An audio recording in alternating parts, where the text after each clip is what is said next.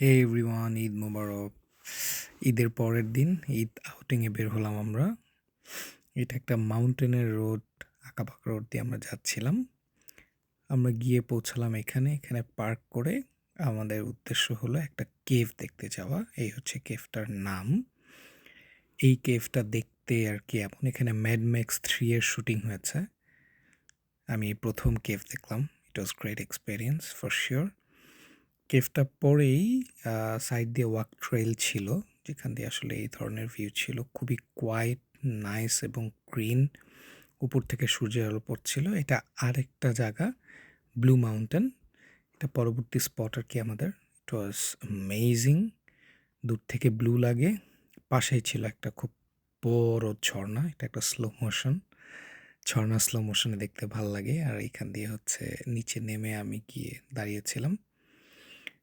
পাখি উঠছিল আমাদের নিচ দিয়ে।